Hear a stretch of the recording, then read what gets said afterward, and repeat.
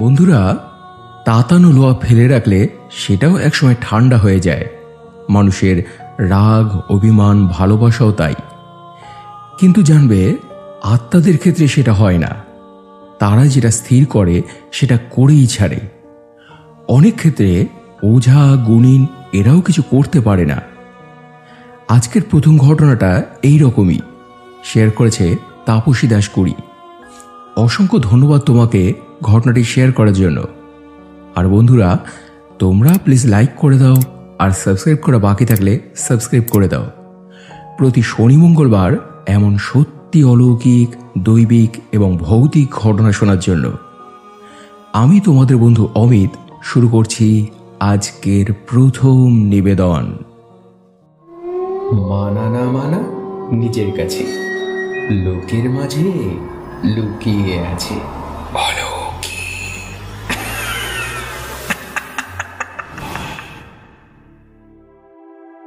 দাদা, আমি তাপসী দাস কুড়ি, আশা করি চিনতে পারছো। এর আগেও আমি অনেক ঘটনা পাঠিয়েছি এখানে, কিন্তু এখন আর কাজের চাপে তোমায় ঘটনা পাঠানো হয় না। তবে আজ তোমায় আমার মা আর দিদুনের মুখে শোনা একটা ঘটনা বলবো। সবটা না দেখলেও আমিও কিছুটা দেখেছি। আমার মায়ের মেজো কাকার 2 ছেলে আর 4 মেয়ে। ঘটনাটা আমার 3 নম্বর মাসিকে নিয়ে। ওনার নাম ছিল মামনি। ছোট থেকেই খুব দুরন্ত ছিলেন নাকি উনি, পুরো বাড়ি মাথায় করে রাখতেন। ওনার যখন 5 বছর বয়স, আমার মায়ের তখন 7 বছর। একই সঙ্গে খেলা করতেন ওনারা। আবার এদিকে মায়ের ছোট কাকুর যখন ছেলে হয়, মামনি মাসি ওকে নিয়ে খুব বসে থাকতেন, খুব আদর করতেন, আর নাকি বলতেন, আমারও এরকম ভাই হবে, খুব আদর করব আমি ওকে। কিন্তু ওনার সেই ইচ্ছা পূরণ হয়নি। মাত্র 3-4 দিনের জ্বরেই মারা যায় সেই মামনি মাসি। বাড়ির সবাই কান্নায় ভেঙে পড়ে, কারণ সবচেয়ে দুরন্ত মেয়েটা এভাবে যে শান্ত হয়ে যাবে কেউ কোনোদিনও আশা করেনি। তো বছর 5-এর বাচ্চা বলে মুখে আগুন দেওয়া হলো না, মাটি দিয়ে শ্মশান কর্ম শেষ করা হলো। তারপর বেশ কিছুদিন যাবৎ বাড়ির পরিবেশ বেশ থমথমে, কারোরই মন মেজাজ ভালো নয়। কিন্তু প্রকৃতির নিয়মে আস্তে আস্তে সবাই আবারও স্বাভাবিক হতে শুরু করলো। আবারও যে যা সংসার জীবনে ব্যস্ত হয়ে পড়ল। এরপর যখন সেই মেজো কাকার আবার একটা ছেলে হয়, ঘটনাটা তারপর থেকেই অন্যদিকে মন নিতে লাগলো। যেহেতু এক সন্তান মারা যাওয়ার পরেই সন্তান, তাই ও ছিল খুব আদরের। কিন্তু জন্মের পর থেকেই ওর সঙ্গে অদ্ভুত অদ্ভুত ঘটনা ঘটতে শুরু হয়েছিল। জন্মের পর থেকেই ছেলেটার আশেপাশে সবসময় কে যেন একজন থাকতো মনে হতো। ঘরের ভেতরের হাওয়াটা কেমন যেন ভারী ভারী লাগতো। আচমকা আচমকা বাচ্চাটা কেঁদে উঠত, আচমকা আচমকা আবার হেসে উঠত। কখনো কখনো আবার এমনভাবে চোখ ঘুরিয়ে ঘুরিয়ে দেখতো, মনে হতো যেন ওর সামনে কেউ মুভমেন্ট করছে। এছাড়াও বড় কেউ যদি বাচ্চাটাকে নিয়ে বসে থাকতো, মনে হতো পাশেই যেন আরো কেউ বুঝি বসে আছে। আলাদাই একটা অনুভূতি হতো যেন।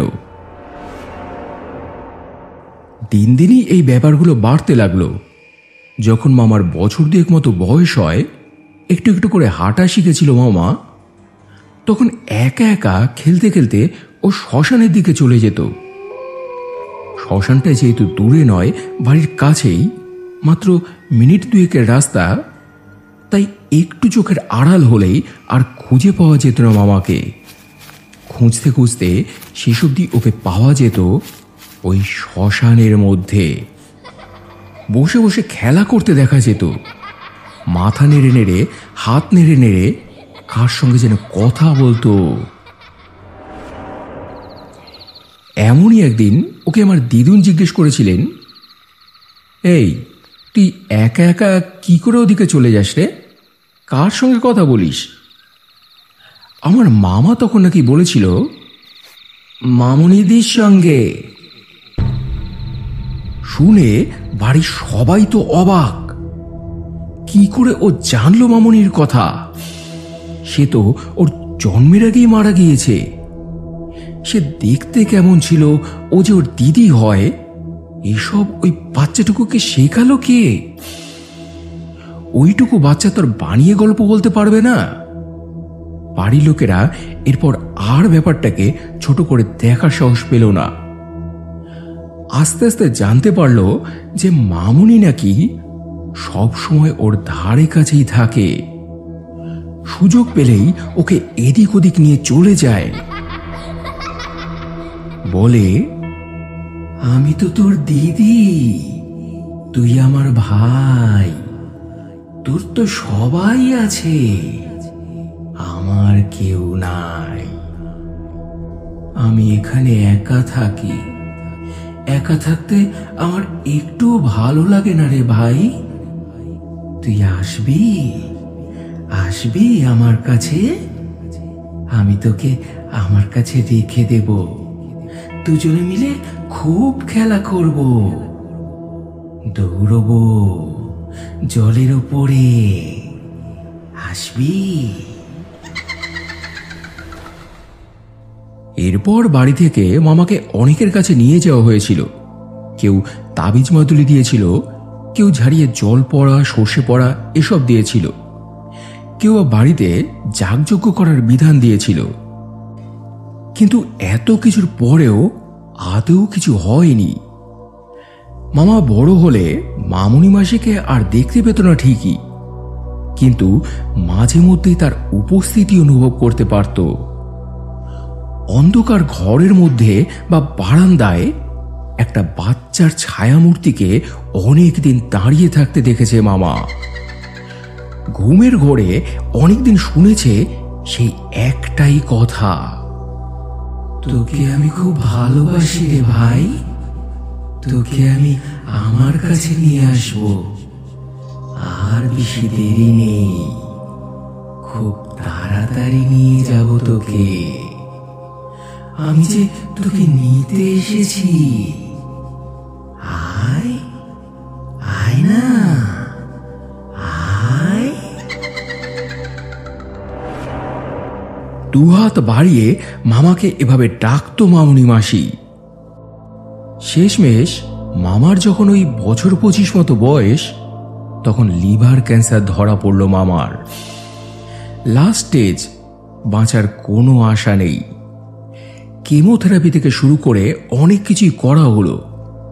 আমি যদিও তখনও খুব ছোট, তবুও দেখেছি মামার এই অবস্থা।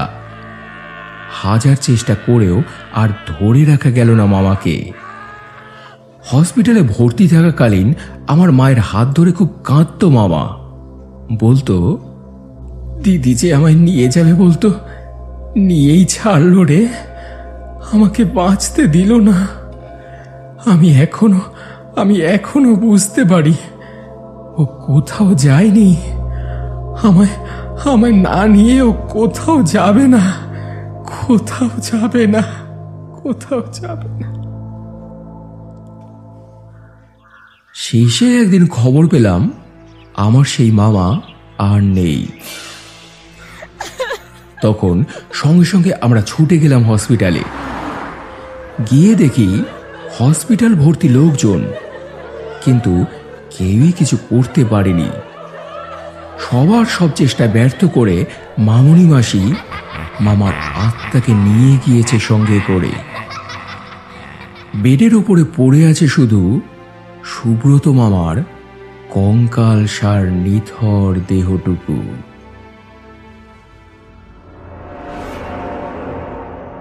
এই ছিল বন্ধুরা আজকের প্রথম ঘটনা। ভৌতিক হলেও খুবই দুঃখজনক একটা ঘটনা। ছেলেটা যেন অপরাধ করেই জন্মেছিল দুনিয়ায়, মরা পর্যন্ত শান্তি পায়নি। পরপারে ভালো থাকুক দুজনেই। আর এবারে চলে যাচ্ছি আজকের দ্বিতীয় ঘটনায়। এটা শেয়ার করেছে অর্কপ্রভ নস্কর। অসংখ্য ধন্যবাদ তোমাকে ঘটনাটি শেয়ার করার জন্য। আর বন্ধুরা, তোমরাও তোমাদের জানা ঘটনা আমাকে হোয়াটসঅ্যাপ করতে পারো, লিখতে পারলে লিখে, না হলে ভয়েস মেসেজ করে। প্রত্যেকের ঘটনাই কিন্তু এখানে যত্ন সহকারে শোনানো হয়।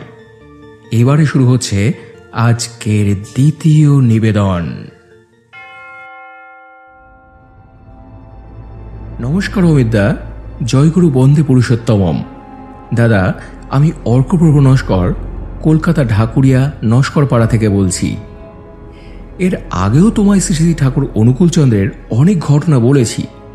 আজ আবারও একটা ঘটনা বলতে যাচ্ছি। এই ঘটনাটা সেই সময়কার যখন দিল্লিতে নির্ভয়া কাণ্ড চলছিল। সারা দেশ কাঁপছিল ভয়ে। মেয়েরা বাড়ির বাইরে বেরোতে পারছিল না।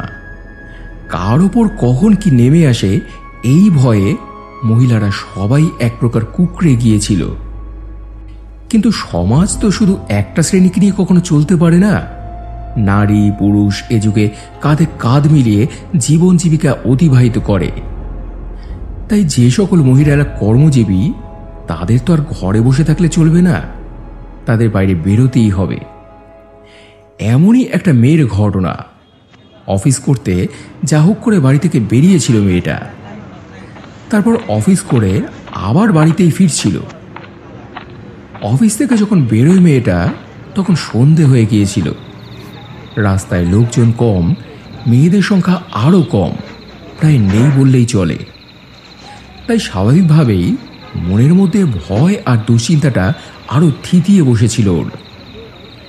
মনে মনে তখনও গুরুদেবকে স্মরণ করে, প্রার্থনা করে, বাবা, এই বিপদ আপদের দিনে তুমি একমাত্র সহায় আমার। রক্ষা করো আমার সব বিপদ আপদ থেকে, রক্ষা করো। এরপর একটা অটো ধরে বাড়ির দিকে ফিরতে লাগলো মেয়েটা। অটোতেও ও একা, দ্বিতীয় আর কেউ নেই। মনের মধ্যে ভয়টা কিন্তু হয়েই চলেছে। এইভাবে যখন বাড়ির সামনে এসে অটো থেকে নামলো, তারপরই একটা অদ্ভুত ব্যাপার হয়েছিল ওর সঙ্গে। অটো থেকে নেমে ভাড়া মিটিয়ে ও যখন যেতে লাগলো, অটোওয়ালা ভদ্রলোকটি তখন ওকে ডেকে বললেন, ও দিদি, একজনের ভাড়া দিলেন আর একজনের দেবেন না? মেয়েটা তো তখন অবাক হয়ে যায়, বলে, আর একজন? কিন্তু আমি তো একা এলাম। অটোওয়ালা লোকটি বলেন, আমি কি মিথ্যে কথা বলছি দিদি? আপনার সঙ্গে তো আরও একজন ছিলেন, একটু বয়স্কর একজন ভদ্রলোক, ধুতি পাঞ্জাবি পরা। একই সঙ্গে আপনারা উঠলেন, একই সঙ্গে তো নামলেন। ওই তো ওনার ফটো বলে একটা ফটোর দিকে ইশারা করলেন সেই অটোওয়ালা। মেয়েটার বাড়ির সদর দরজার মুখোমুখি টাঙানো ছিল একটা ফটো। সেটা ঠাকুর শ্রী শ্রী অনুকূল চন্দ্রের ফটো। অটোওয়ালা লোকটি হয়তো তাকে চিনতেন না, সেই ফটোর দিকে ইশারা করেছিলেন উনি। এতে তো মেয়েটা আরো অবাক হয়ে যায়, বলে, এ কি বলছেন আপনি? ইনি তো আমাদের গুরুদেব, ইনি এসেছেন আমার সঙ্গে। অটোওয়ালা ভদ্রলোকটি বারবারই বলে যাচ্ছিলেন, হ্যাঁ, আমি তো এনাকেই দেখেছি, আপনার সঙ্গে সঙ্গে তো এলেন, আপনার পাশে বসে। এক ঝলক দেখলে না হয় ভুল হতে পারত, কিন্তু এতটা রাস্তা যাকে নিয়ে এলাম, একাধিকবার গ্লাসে দেখলাম ওনাকে, তাই এত সহজে তার মুখটা ভুলে যেতে পারি না। মেয়েটি এরপর আর কথা বাড়ালো না। ভাড়া মিটিয়ে দিয়ে ঘরে গিয়ে গুরুদেবের ফটোর সামনে বসে অঝরে কাঁদতে লাগলো। হে পরম পিতা, তুমি সত্যি মঙ্গলময়। তুমি তোমার সন্তানদের সাথে সব সময় থাকো, সেটা তুমি আজ আবারও একবার প্রমাণ করলে প্রভু। তুমি ছিলে, তুমি আছো, তুমি থাকবে প্রভু। তোমার যে কোনো বিকল্প নেই। জয় গুরু, জয় গুরু বন্দে পুরুষোত্তমম। জয় গুরু, জয় গুরু। এই ছিল বন্ধুরা আজকের দ্বিতীয় ঘটনা। এটাও কিন্তু চমৎকার একটা ঘটনা। অসহায় পরিস্থিতিতে ভক্তের পাশে ভগবান।